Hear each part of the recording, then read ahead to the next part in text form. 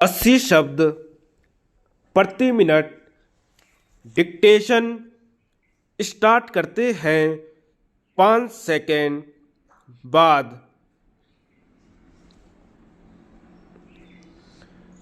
महोदय, इस शीतकालीन सत्र में जो कुछ हुआ वह रिकॉर्ड में दर्ज हुआ ही होगा, लेकिन सांसदों को अपने गृह क्षेत्र या चुनाव क्षेत्र पर खर्च किए जाने वाली राशि 1 करोड़ से बढ़ाकर 2 करोड़ रुपए कर दी गई है। इसके अलावा गैस और टेलीफोन का कोटा बहाल कर दिया गया है।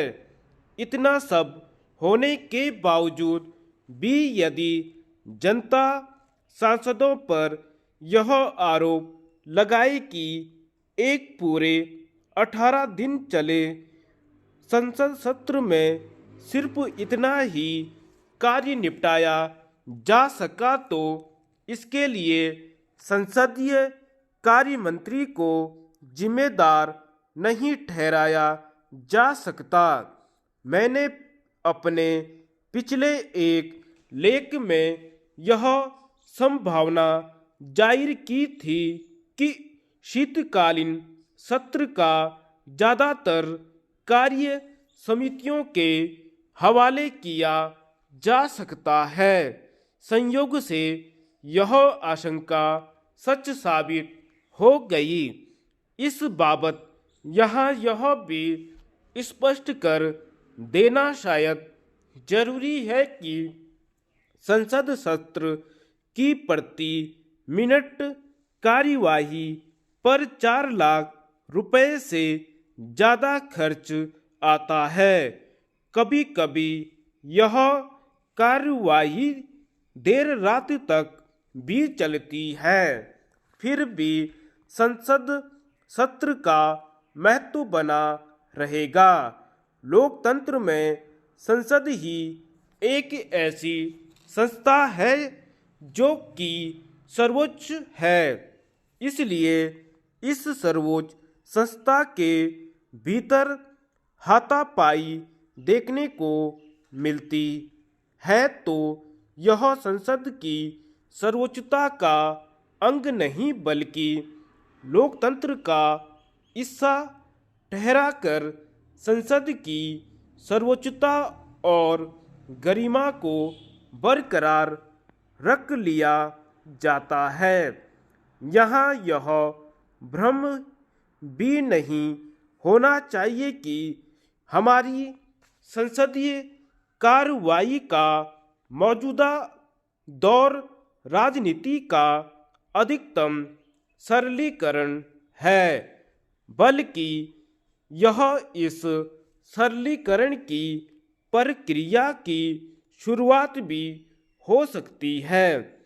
इसके अलावा चालू दशक में दुनिया के देशों में आर्थिक उदारीकरण की चर्चा जारी है, लेकिन राजनीतिक उदारीकरण की मिसाल भी संसद के शीतकालीन सत्र के अंतिम चरण में तब दिखाई पड़ी जबकि संसदीय कार्य मंत्री भी मदन लाल खुराना ने राष्ट्रपति महोदय से माफ़ी मांगी और इसका ऐलान भी किया।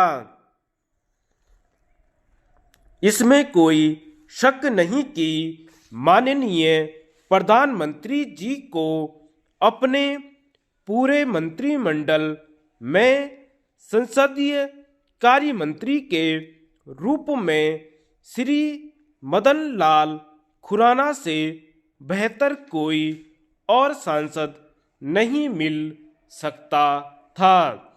यदि यह जिम्मेवारी श्री खुराना के अलावा किसी अन्य को सौंपी गई होती तो शायद संसद सत्र का नतीजा ज़्यादा कुछ न निकलने पर भी इतना सार्थक नहीं हो सकता था जितना कि श्री खुराना के चलते हो जाता है।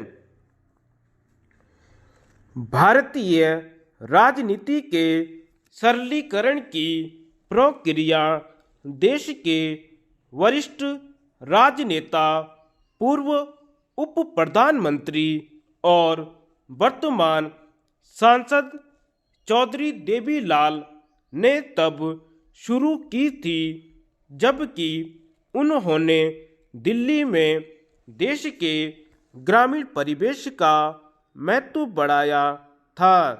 इसके साथ ही संसदीय कार्रवाई के सरलीकरण की शुरुआत का श्रेय श्री खुराना को दिया जाना चाहिए।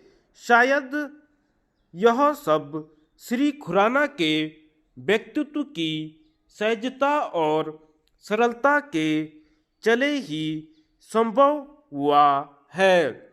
संसद के इस शीतकालीन सत्र के दौरान इस बिल की क्या गति हुई या कौन सा बिल किस समिति के सुपुर्द किया गया। धन्यवाद।